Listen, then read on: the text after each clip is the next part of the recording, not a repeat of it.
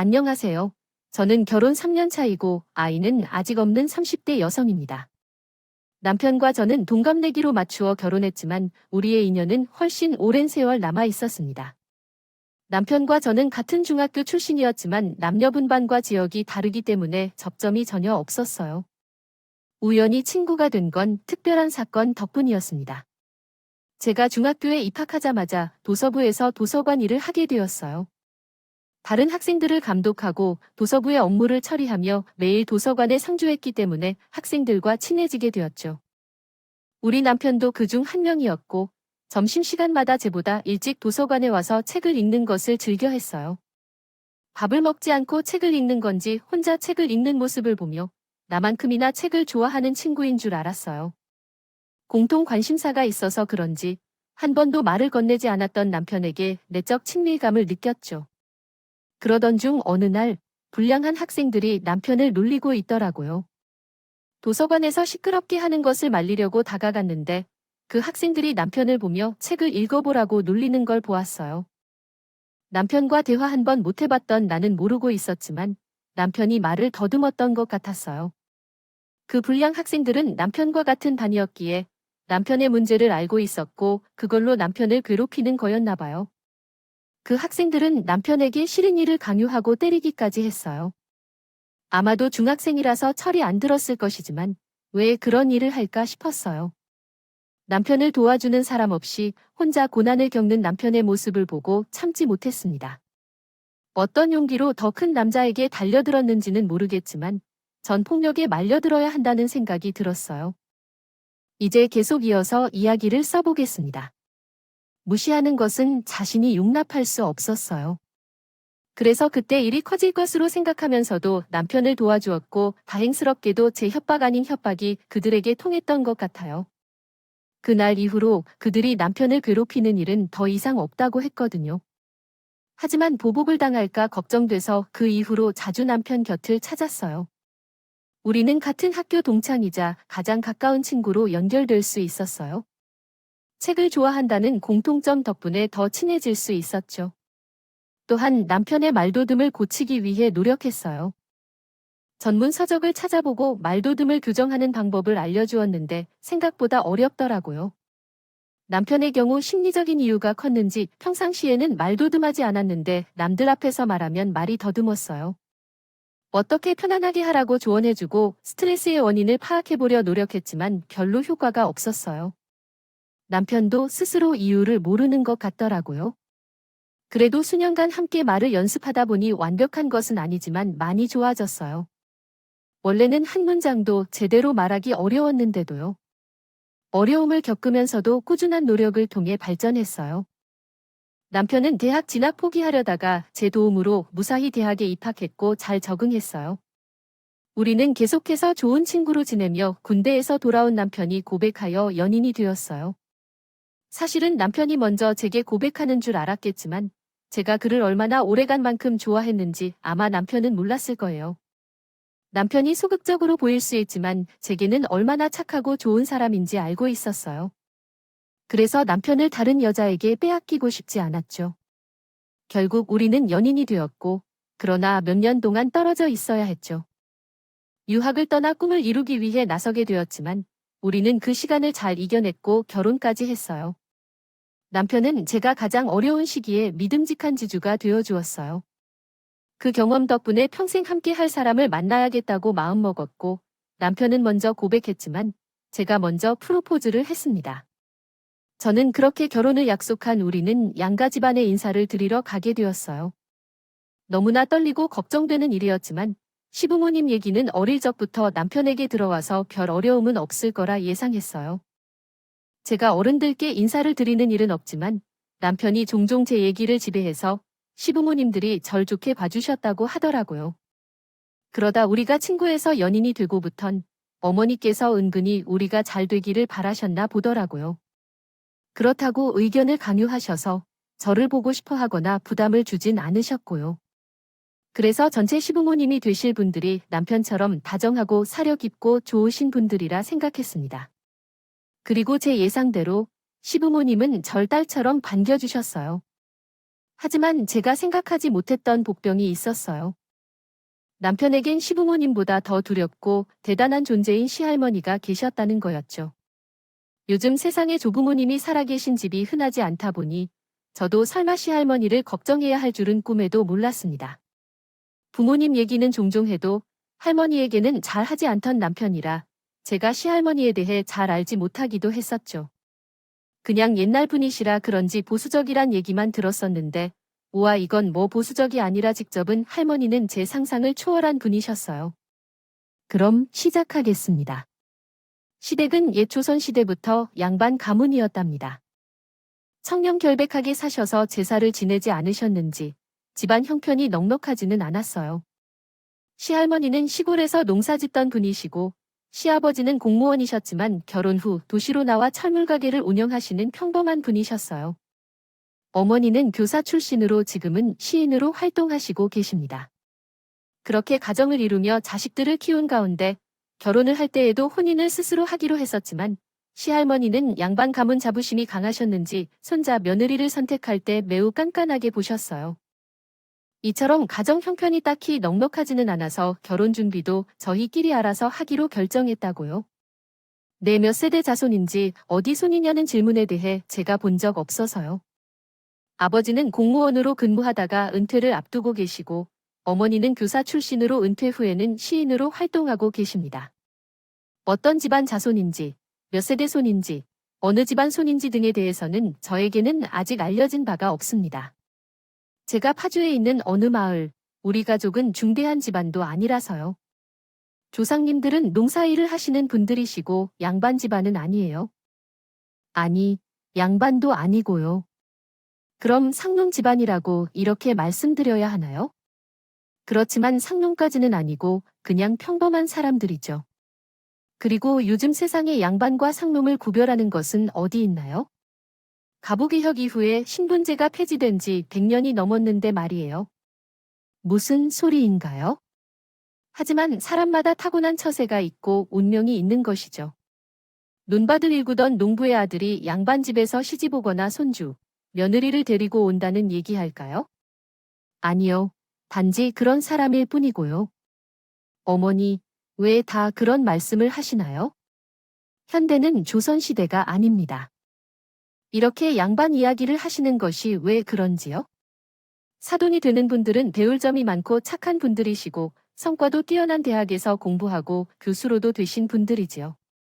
사실 비교를 하자면 제 집안이 더 모범적인데요. 어머니께서 교사신 것처럼 학자 집안이라고 말할 수도 있지요. 그러니 양반이나 상놈 같은 얘기는 그만해주세요. 어머니가 처음 인사로 방문했을 때 할머님이 어느 집안 몇 대손이냐고 물으셨는데 우리 집은 양반도 아니고 그냥 평범한 집안이라고 말하자 크게 실망한 표정을 보였어요. 우리 조상님은 농사를 짓던 농사꾼이라는 이야기에 상놈 집안이라며 내 앞에서 화를 내며 싫다는 듯이 혀를 차며 티를 내시더라고요. 나중에 알고 보니 할아버지와는 달리 할머니 자신은 양반 집안도 아니었답니다. 지금은 조선시대가 아니고 신분제도가 없어진 지 언제인데도 아직도 그런 고리타분한 생각을 하는지 싶었지만 결혼도 안 한 내가 시댁에 어울릴 수도 없었죠. 그래서 대신 남편이라도 내 편을 들어주면 좋겠다 했는데 아니라고요. 남편은 시할머니를 무섭다고 해서 내 이야기를 듣지 못하더라고요. 다행히도 대답 못한 시아버지가 할머니를 말려주셨는데 아버지가 시할머니 앞에서 말을 더듬였어요. 남편에게 듣못 논 아버지도 말을 더듬는 증상이 있었다고 하더라고요. 남편의 말이 유전일지 모르겠었어요. 아버지가 밖에서는 크게 문제없이 얘기를 하셨고 나와 대화할 때도 문제가 없었거든요. 그래서 남편과 아버지의 말도 곧 시할머니 때문이 아닌가 생각했어요. 부모님도 남편도 모두 시할머니를 무서워하는 것을 보니 시할머니 때문에 스트레스를 받는 것 같았어요.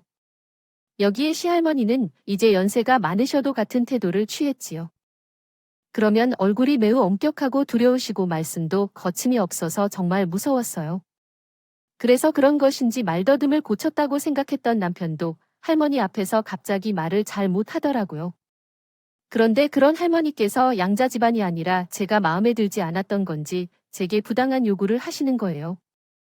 제가 유학 다녀왔으니 걱정이 된다고 하시면서 병원에 가서 증명서를 가져오라고 하셨어요. 와, 세상에 무슨 말씀을 하시나 싶었지만 그렇다고 결혼을 안 할 수도 없고 아무튼 시원한 말씀이라 따르기로 했습니다. 그런데 병원을 가서 보니 처녀 검사 같은 것은 없고 그냥 산부인과 검진이었어요.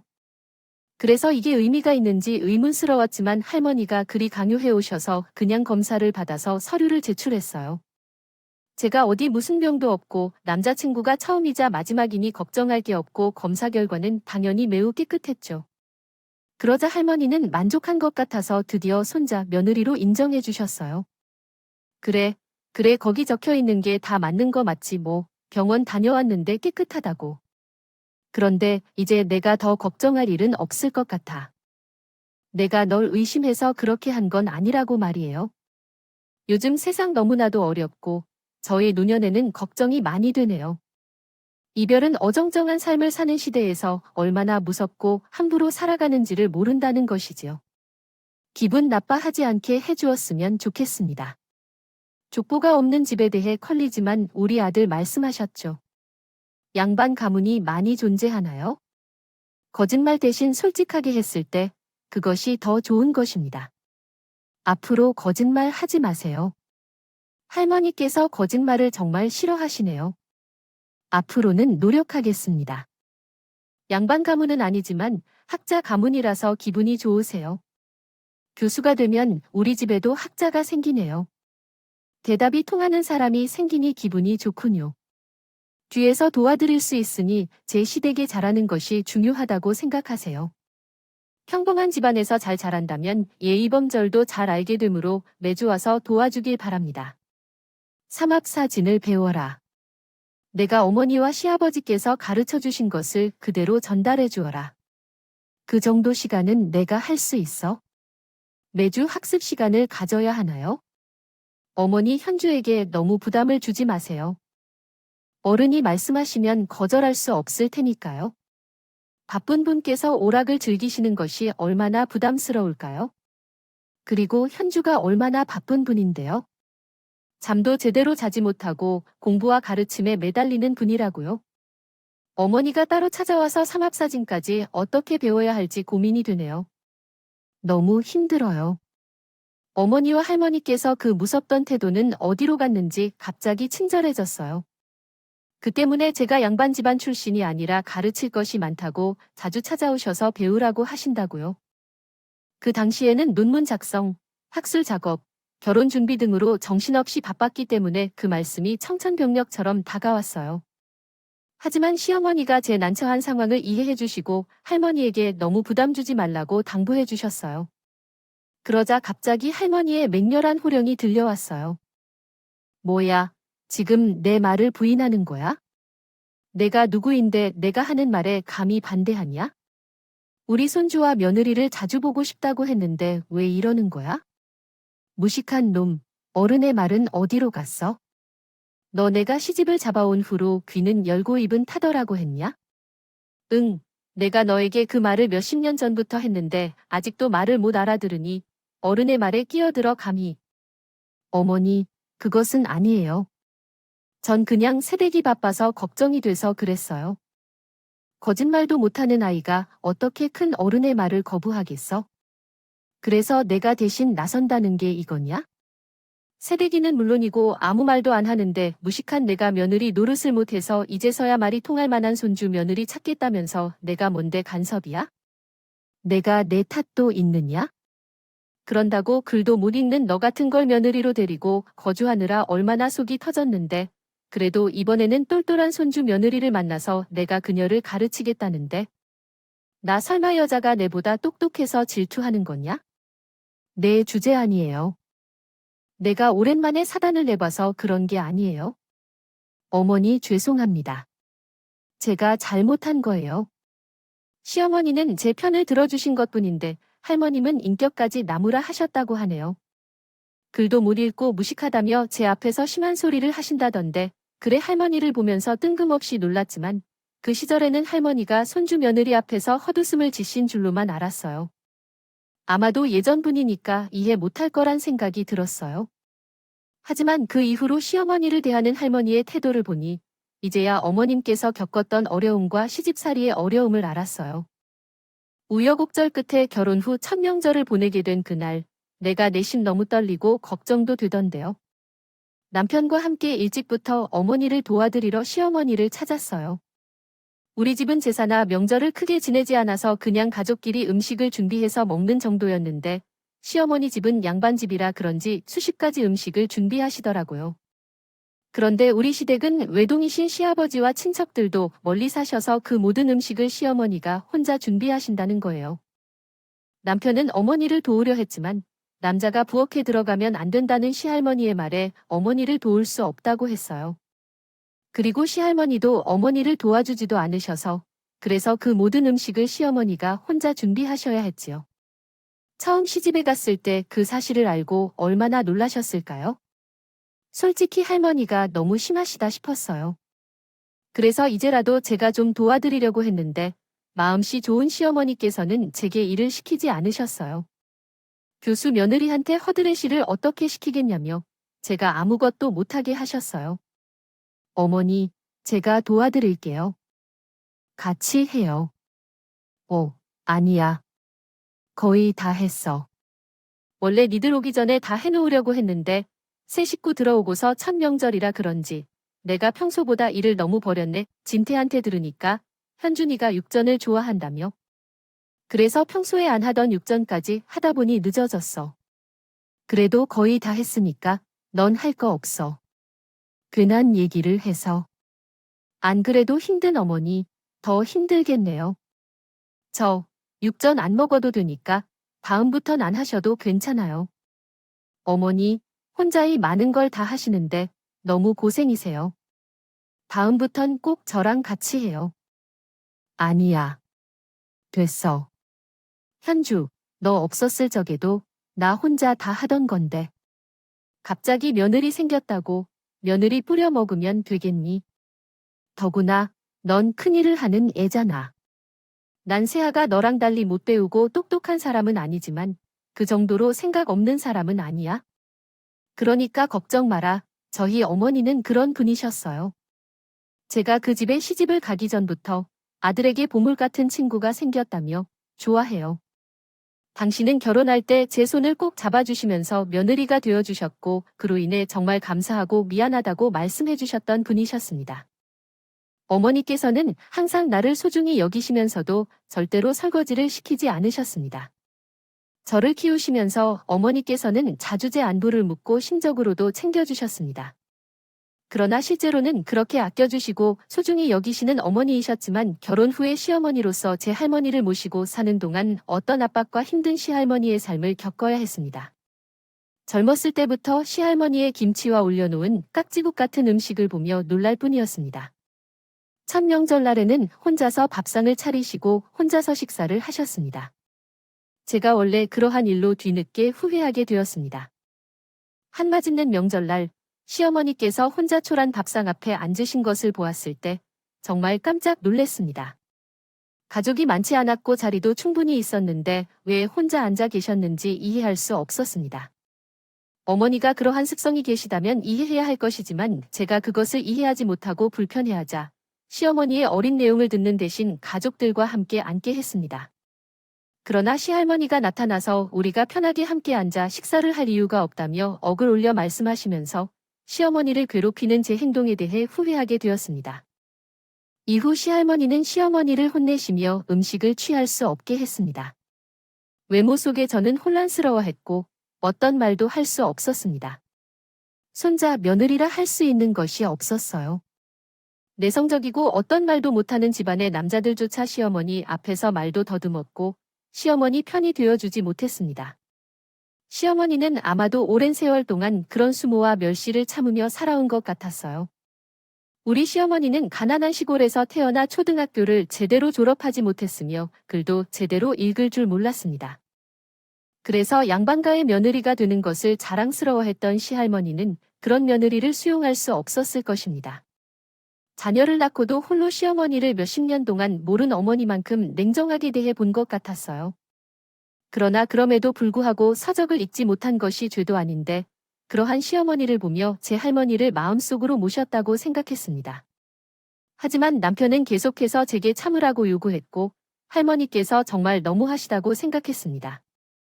어머니가 글을 못 읽는다고 항상 무시하고 또 격상조차 못하게 하시는 것이 옳은 것인지, 우리의 어머니가 얼마나 성심성의껏 신경 써주셨는데 고마움을 표현해 준 적이 없었고, 우리 어머니가 수십 년 동안 시부모터를 해야만 했다면 그렇게 생각하는 것이 맞을까요? 그동안 그냥 지켜봤어요. 아버지가 못하시는 걸 아들이나 당신이라도 할머니를 위해서 한마디 해야 했어요. 가족들이 할머니를 보기만 하면 무서워서 말을 못하고 할머니한테 화를 낼 수도 없어요. 노화가 많으신 분을 대들었다가 할머니가 충격을 받을까봐 겁이 나요. 이게 너무 가정적인 일 아닌가요? 그렇다면 어머니는 왜 할머니 걱정을 하는 손자가 자신 걱정을 못하는 건가요? 어머님은 우리 엄마예요. 원래 참을성이 많으시고 엄마가 할머니를 위해 참고 계신 걸로 알아요. 그렇지만 가만히 두고만 있다가 이제서야 집안을 시끄럽게 해도 좋을까요? 그러니 엄마도 고생하고 계신 거 아닐까요? 그래서 어머니는 계속 참아야 한다는 거죠. 어머님 고단하셨는데 나에게 설거지를 시키지도 못하시는 분인데 그런 분이서도 시집살이를 하셔야 하는 건가요? 언제까지 참고 계셔야 하는지 모르겠네요. 저는 당신과 아버님, 할머니에게 3-4번은 당하신 것 같아요. 할머님이 심했어도 말을 못하고 어머니 편도 듣지 못하고 가끔 보면 어머니를 무시하는 것도 알아요. 어머니는 항상 얼마나 생각하는지. 가끔 그래도 어머니가 뭐 물어보시면 귀찮다는 듯 대충 대답하고 새로운 것에 관심 가지시는 못 해내실 거라고 무시했어. 몰랐겠지만은 은연중에 당신도 할머님이 못 배우고 살림만 하시는 분이라 생각하는 거라고. 시아버지는 할머님이 무서워서 제대로 말도 못하고 말까지 떠지고 손자인 남편마저 어머니 무시하시는 할머님에게 세뇌당한 건지 어머님을 은연중에 무시하는 걸 보자니 더는 못 참겠더라고요.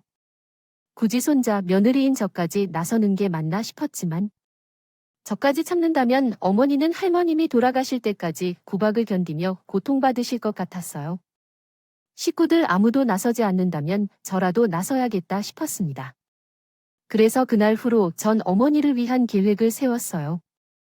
앞으로 철저하게 어머니 편이 되어 드리겠다. 할머님이 또 그러시면 대들기라도 해야겠다 싶었죠.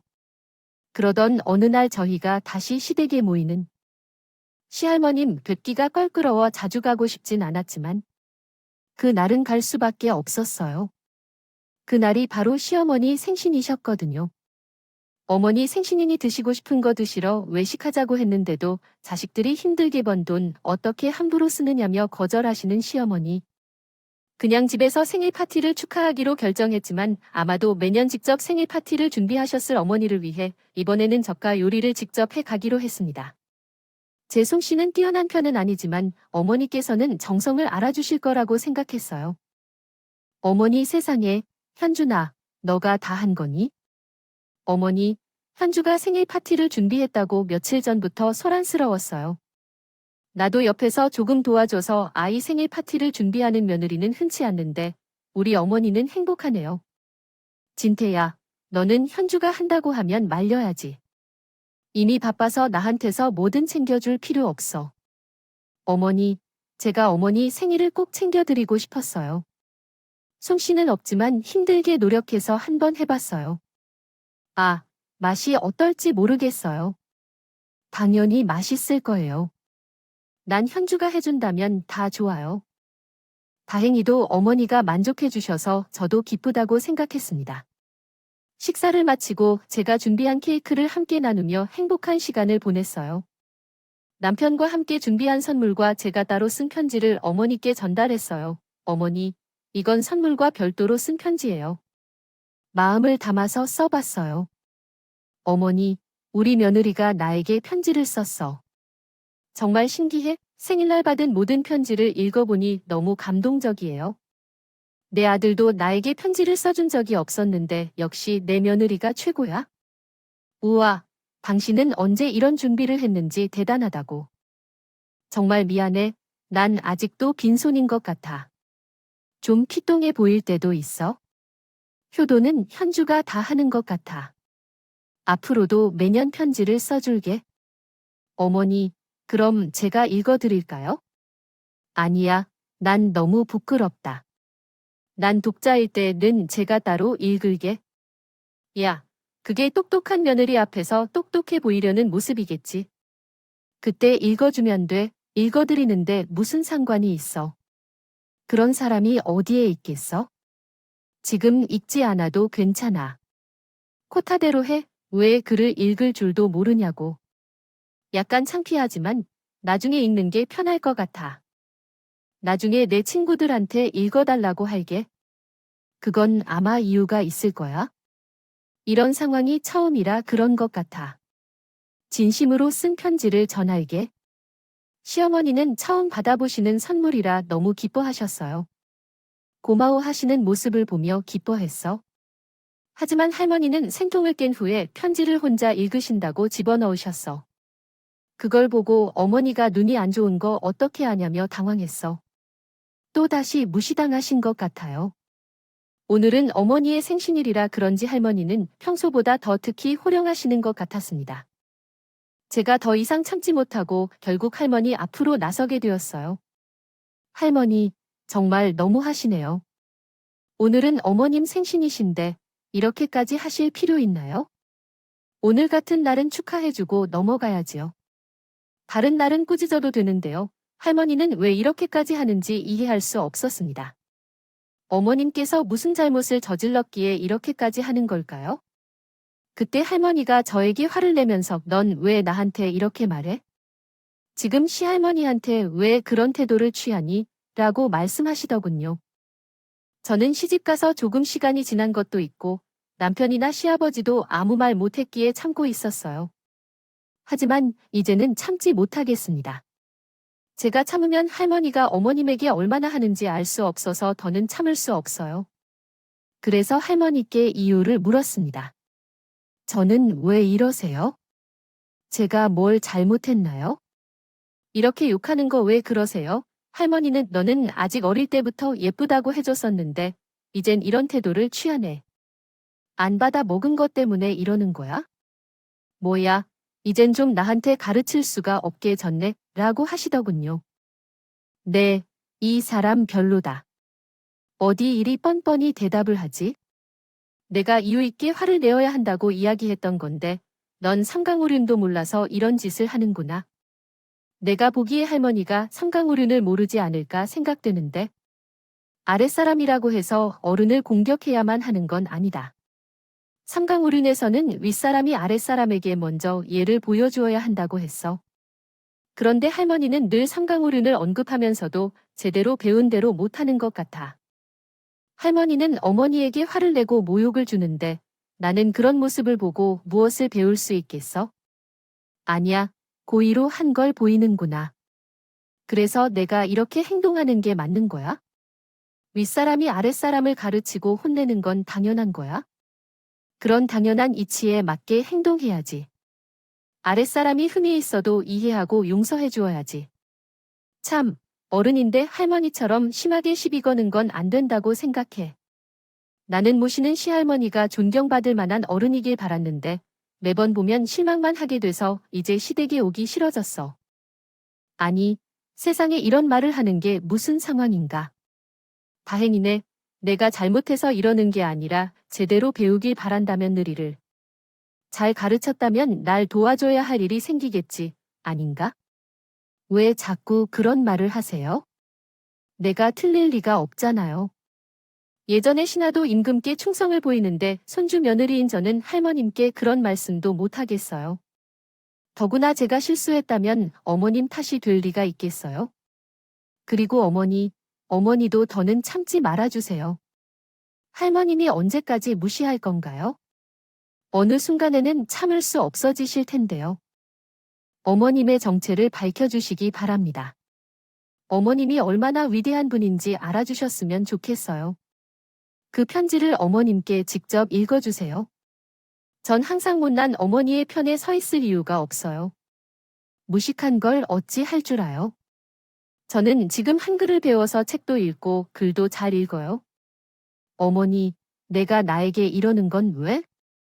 난 글을 읽을 줄 알아요. 열심히 공부했어요. 환갑을 맞이하는 나이인데 지금서야 무슨 글을 읽느냐고. 진정 날 이용하고 있나? 어머니가 날 가지고 장난치는 건가? 내가 글을 읽을 줄 안다는 걸 싫어하는 건가? 아니면 내가 말하지 않은 게 화를 낸 거냐? 며느리가 글을 읽을 줄 안다고 하자 할머니는 깜짝 놀란 채 화를 냈습니다. 제가 흔들리는 생각처럼 어디선가 난리칠 만큼 아내가 무슨 짓을 했는지 알 수 없어. 혹시 할머니가 화병에 걸렸다고 쓰러질지도 모르는 걱정이 들었어. 그런데 어머니도 할머니의 반응을 보면서 뭔가 보형적이라도 해보고 싶다는 생각이 드신 건지 내가 내놓은 편지를 멋지게 읽어 보여주셨어.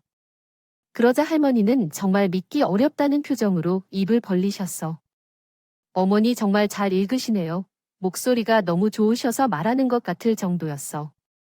낭독이 뭐냐고, 그냥 며느리가 잘 써준 대로 읽은 것뿐인데. 당신은 참 잘 써주는구나. 역시 다르지. 당신은 항상 다른 점이 있어. 언제 이런 마음을 나에게 말해줄 수 있었을까? 정말 멋있게 공부해왔어. 내가 진작 가르쳐 주었으면 좋았을 텐데. 힘든 일의 연속이었어. 난 내 속을 몰라주고 지냈나 싶어. 정말 미안해, 엄마. 내가 까다롭다는 것에 생각도 못하고 귀찮아하는 모습, 정말 잘못했어. 현주 덕분에 알게 되었지만 엄마에게 한 번 차분히 들어주지 못했고 도울 수도 없었어. 정말 못난 아이였어요. 왜 사람들이 나에게 그럴까요? 내가 진짜로 내 분야에서 무엇을 배워야 하는지 생각도 못했었는데 현주가 없었으면 나도 공부해 볼 생각조차 못했을 거예요. 하지만 배워보니까 재밌고 할만했어요.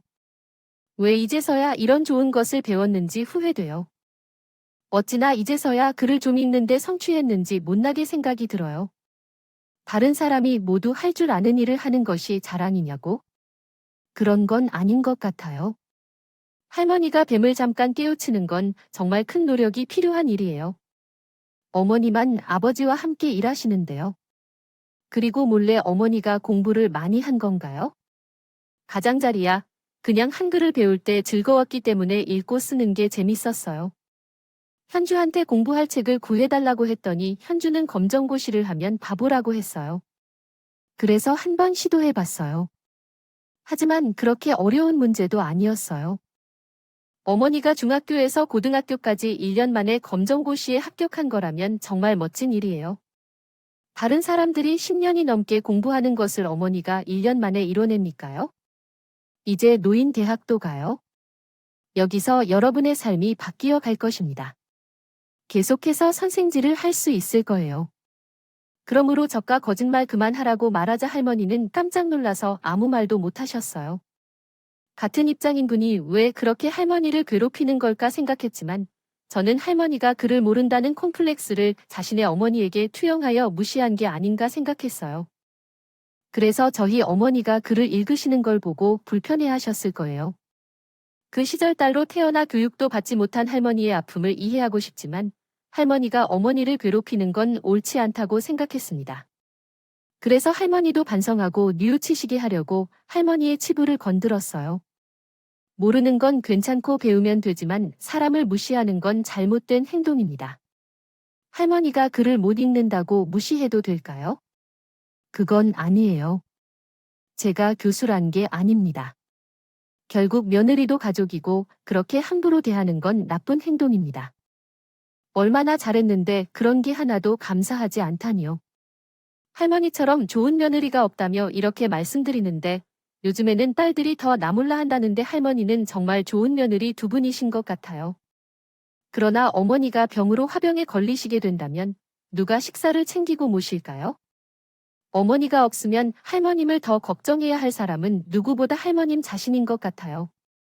그러니 앞으로 어머니를 무시하거나 소리를 지르거나 화를 내지 말아주세요.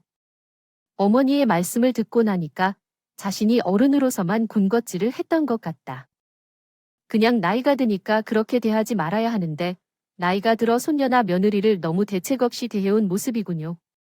그렇기 때문에 이런 짓거리로 나서며 거짓말을 하고 들통나면 창피해하게 되니까 이런 일이 생기고 말았습니다. 이대로 내가 잘못했다는 사실을 받아들였으니 제가 아니면 않았어도 이 상황에 대해 사과해야 한다는 점이 분명하네요. 그동안 제가 하나도 배우지 않았다면 번거롭고 원망이 남는다. 그렇게 하다 보면 그동안 참 속으로 미워하며 살았다고 한 것을 반성하게 됩니다. 미안하고 잘못했다. 그리고 너가 갑자기 공부해서 결과를 본 것도 대단하게 생각한다. 너보다 몇십 년 더 산 나도 여태까지 멍청한데 내가 나보다 나은 것 같아. 그 자리에 있는 그 누구보다 대단하다. 그런 나를 제대로 보지 못하고 여태까지 무시해서 진심으로 미안하다. 어머니가 그렇게 말씀해 주시니까 내 속의 응원이 이제야 나오는 것 같아. 어머니 정말 고마워. 사실 할머니께서는 절대로 사과를 하지 않을 줄 알았어. 그 나이에 자기 고집을 꺾는 것은 어려운데 할머니는 몇십 년간의 고집을 꺾고 사과까지 해서 정말 대단한 일이라고 생각돼. 그것을 보고 할머니를 존경해. 그리고 할머니의 사과로 시댁 분위기도 밝아졌어. 할머니의 말이 참이었는지 화도 내지 않고 화합했지. 남편도 몇 번이고 고마워하고 시아버지도 과거의 실수를 반성하고 든든한 어머니의 편이 돼줬어. 가부장적이고 보수적이던 시댁도 이제는 가족이 모두 함께 변화하면서 명절에도 모두 함께 음식을 준비하고 함께 식사를 하게 되었습니다. 어머니와 같은 며느리로서 이전에 왜 쉬운 일을 하지 않았는지 후회스럽습니다. 그러나 변화된 것에 정말 감사합니다. 이번 명절에도 저희 가족 모두 행복하고 풍요로운 추석 보낼 것을 기대하며 여러분도 행복한 추석 보내세요. 그동안 이야기를 들어주셔서 감사합니다. 오늘도 행복한 하루 되세요.